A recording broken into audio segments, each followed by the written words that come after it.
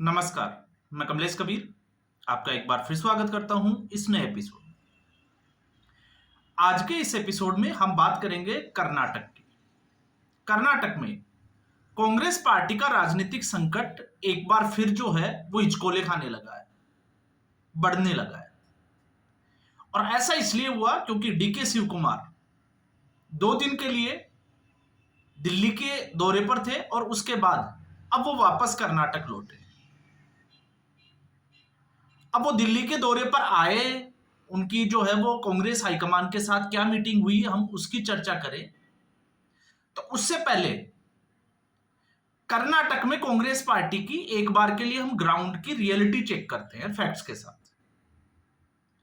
कर्नाटक के जब विधानसभा चुनाव हुए थे उस वक्त कर्नाटका के अध्यक्ष DK Shivakumar powerful person है या हम कहें कि रिसोर्सफुल पर्सन है। और आपको याद होना चाहिए कि जब राहुल गांधी की भारत जोड़ो यात्रा थी उस वक्त डीके शिव कुमार ने अपने रिसोर्सेज से या हम कहें कि पैसा भी खर्च किया था। ये जो है वो पब्लिक डोमेन में कई बार ये बातें जो है वो उठ चुकी है। 40 साल से कांग्रेस पार्टी के साथ, कांग्रेस पार्टी की राजनीति के साथ खड़े दिखाई देते हैं और विधानसभा चुनाव में कांग्रेस पार्टी की एक अहम कड़ी। और जब कर्नाटका में विधानसभा चुनाव कांग्रेस पार्टी जीत गई तो उसके बाद एक पेच फंस गया था, वो था मुख्यमंत्री पद को लेकर। और फिर यह स्थिति साफ हुई सिद्धारमैया और डीके शिव कुमार के लिए कि सिद्धारमैया को मुख्यमंत्री बना दिया जाए और 2.5 साल के बाद में डीके शिव कुमार। अब आप समझ सकते हैं क्योंकि यहां पर गुटबाजी पहले से ही थी। सिद्धारमैया आपको पता होगा केसी वेणुगोपाल गुट से आते हैं, उनके करीबी बताए जाते हैं। और उधर अगर आप देखोगे तो इस वक्त कर्नाटका के प्रभारी है रणदीप सुरजेवाला, उनके करीबी है डीके शिव कुमार। और केसी वेणुगोपाल के ऊपर हरियाणा विधानसभा चुनाव के बाद में रणदीप सुरजेवाला ये आरोप लगा चुके थे कि मैं इस्तीफा देने के लिए तैयार हूं लिखित में, लेकिन क्या उन लोगों से भी इस्तीफा लिया जाएगा जो कि उदयपुर के कांग्रेस मंथन में फाइनल हुआ था। अब उदयपुर में क्या हुआ था वो जो है आपको पता ही होगा, एक व्यक्ति एक पद और उसका कार्यकाल कितना होगा, वो तमाम तरीके की बातें जो है वो उदयपुर में हुई थी। तो कांग्रेस पार्टी कई बार जो है वो मीटिंग करती है लेकिन अमल में लाती है या नहीं लाती उसका नतीजा आप लोग जो है वो समझ सकते हो। अब 2.5 साल पूरे होने को आ रहे हैं, ऐसी स्थिति में डीके शिव कुमार अपना दबाव जो है वो लगातार बनाए रखना चाहते हैं कांग्रेस पार्टी के ऊपर और सिद्धारमैया कुर्सी छोड़ना नहीं चाहते, दोनों गुट। अब ऐसी स्थिति में जिस तरीके से आपको पता होगा सहकारिता मंत्री केएन राजन्ना जिन्होंने स्वीकार किया था हनी ट्रैप वाला, भी आपको पता होगा मामला उठा था, उसको भी स्वीकार कर लिया था कि वो भी हनी ट्रैप के शिकार हुए हैं। लेकिन खैर हम उस मुद्दे पर चर्चा नहीं कर रहे। केएन राजन्ना ने जो है वो साफ तौर से डीके शिव कुमार के खिलाफ जो है वो एक मोर्चा खोल रखा है। और वजह क्या है? एक व्यक्ति एक पद। अब ऐसे में डीके शिव कुमार के पास 2 पद कैसे रह सकते हैं? केएन राजन्ना के हिसाब से एक उप मुख्यमंत्री और दूसरा कर्नाटक प्रदेश कांग्रेस कमेटी के अध्यक्ष। तो एक पद से जो है वो इस्तीफा देना चाहिए। और दूसरे अगर आपको पता होगा एक और है लोक निर्माण मंत्री सतीश जारकिहोली, उन्होंने भी जो है वो अध्यक्ष पद का दावा पहले से ठोक रखा है। और किस बात का हवाला देकर? इस बात का हवाला देकर कि लोकसभा चुनाव से पहले यह लिखित में डिसाइड हो गया था कि लोकसभा चुनाव के बाद में कर्नाटका में अध्यक्ष पद जो है उसको बदल दिया जाएगा, दूसरे व्यक्ति को अध्यक्ष का पद दे दिया जाएगा ताकि आने वाले विधानसभा चुनाव की तैयारी कर सके। और यह सारा लिखित प्रस्ताव जो है वो केसी वेणुगोपाल के पास पड़ा है। अब आप समझ रहे हो ना कि क्या क्या चीजें निकल के आ रही है। केसी वेणुगोपाल का नाम, तो केसी वेणुगोपाल वैसे तो कांग्रेस पार्टी की वो कड़ी है जो राहुल गांधी को अपने कार्यकर्ताओं से दूर रखती है या हम कहें कि गुमराह करके रखती है। तो ऐसी स्थिति में डीके शिव कुमार को यह अच्छे से पता है कि अगर कांग्रेस पार्टी के अध्यक्ष पद से इस्तीफा दे देंगे तो वो कमजोर हो जाएंगे, वो उस तरीके का दबाव नहीं बना पाएंगे। इसलिए 2 दिवसीय दौरा डीके शिव कुमार का दिल्ली का था, और कर्नाटक पहुंचकर डीके शिव कुमार ने भी ऐलान कर दिया कि वो अध्यक्ष पद छोड़ने वाले नहीं है, क्योंकि आला कमान ने इस पर सहमति जता दी है। अब आप दुविधा देखिए, क्यों? क्योंकि साल के अंत में जिले और तालुकों के कुछ जो है वो चुनाव होने वाले हैं, और तब तक अध्यक्ष पद पर डीके शिव कुमार ही बने रहेंगे। तो अब इसलिए मैंने कहा कि डीके शिव कुमार, इससे पहले भी आपने देखा, चाहे वो महाकुंभ को लेकर हो, फिर चाहे वो वासुदेव जग्गी का जो शिवरात्रि का कार्यक्रम था उसमें अमित शाह के साथ मंच शेयर करना हो, तमाम तरीके की जो है वो आप मीडिया रिपोर्ट्स उठा के देखोगे तो आपको पता चल जाएगा कि डीके शिव कुमार ने एक तरफ से, या एक तरह से हम ये कहें कि अपनी ही पार्टी के खिलाफ मोर्चा खोले हुए हैं। अब डीके शिव कुमार कांग्रेस पार्टी छोड़कर भारतीय जनता पार्टी के साथ चले जाएं, ऐसा तो जो है वो अभी नजर आ नहीं रहा। राजनीति में कुछ भी हो सकता है, क्योंकि ज्योतिरादित्य सिंधिया ऐसा कर चुके हैं, हेमंता बिस्वा शर्मा ऐसे कर चुके हैं, तो ऐसे बहुत सारे जो है वो हमने केसेस देखे हैं। लेकिन डीके शिव कुमार के इससे एक चीज जरूर समझ में आती है कि डीके शिव कुमार सचिन पायलट तो कतई नहीं बनना चाहते।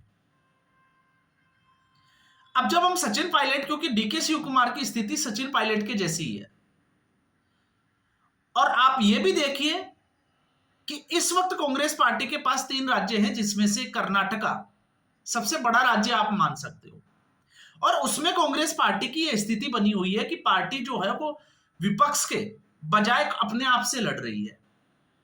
तो आपको पता होगा 2018 में जब सचिन पायलट राजस्थान में कांग्रेस पार्टी के अध्यक्ष थे और उनके अंडर में चुनाव लड़ा गया था राजस्थान का, वसुंधरा राज्य की सरकार थी भारतीय जनता पार्टी की, और उसको हराने का जो क्रेडिट है वो पूरा का पूरा सचिन पायलट को जाता है। और फिर आई मुख्यमंत्री की मांग उठी कि सचिन पायलट को मुख्यमंत्री बना दिया जाना चाहिए, लेकिन अशोक गहलोत, तो सिद्धारमैया और डीके शिव कुमार को देखिए, या आप अशोक गहलोत और सचिन पायलट को देखिए। अशोक गहलोत और सचिन पायलट के बीच में एक समझौता हुआ और आलाकमान बीच में थी, 2.5 साल का मुख्यमंत्री। सचिन पायलट को उप मुख्यमंत्री बनाया गया, और 2.5 साल होने के बाद में सचिन पायलट ने मोर्चा खोला, उप मुख्यमंत्री पद से इस्तीफा दिया, और अध्यक्ष पद से भी जो है वो इस्तीफा दे दिया। और यही एक वजह थी कि सचिन पायलट जो है वो कमजोर बन गए थे। यहां डीके शिव कुमार को अच्छे से पता है कि अगर कांग्रेस पार्टी का अध्यक्ष पद उन्होंने छोड़ दिया तो फिर वो कमजोर कड़ी हो जाएंगे और उनके ऊपर दबाव बनेगा, और वो ऐसा नहीं करना चाहते, क्योंकि अध्यक्ष पद अपने आप में जो है वो पावरफुल होता है। तो सचिन पायलट ने वो गलती की, और गलती करने के बाद में आपने देखा कि जिस तरीके से अपनी ही सरकार के खिलाफ पैदल मार्च भी खोल निकाला, और मानेसर कांड तो सबको पता ही है। और मानेसर कांड मुझे लगता है कि राजनीतिक जीवन में सचिन पायलट की सबसे बड़ी भूल थी, या तो उनको पार्टी छोड़ना चाहिए था या इस तरीके की गलती करनी नहीं चाहिए थी। लेकिन सचिन पायलट सब कुछ करके वापस पहुंच गए, और क्यों पहुंच गए? क्योंकि उनके पास कोई पद नहीं था, अध्यक्ष पद का पद नहीं था, यह हमें जो है वो याद रखना चाहिए। तो इसलिए मैंने सचिन पायलट को डीके शिव कुमार के साथ कंपेयर करके देखा है, और डीके शिव कुमार का जो तेवर है वो ये साफ तौर से दिखाता है कि आला कमान चाहे कुछ भी कहे, लेकिन वो झुकने के लिए तैयार नहीं है।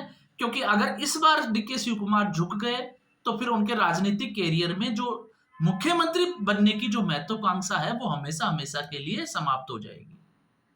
और सिद्धारमैया, क्योंकि उनका अपना एक गुट है, वरिष्ठ नेताओं का गुट है, और अच्छी पकड़ है, तो यहां पर दोनों चीजें आपस में जो है वो टकरा रही है।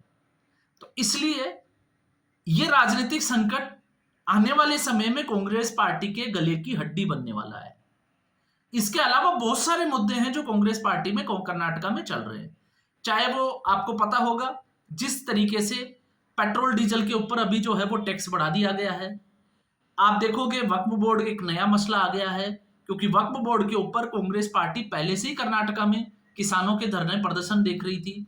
इसके अलावा अगर आप देखोगे तो 4%, 2 करोड़ से कम ठेकों में, सरकारी ठेकों में मुस्लिम आरक्षण देना, जो कि इस देश में मुझे लगता है कि शायद इतिहास में पहली बार।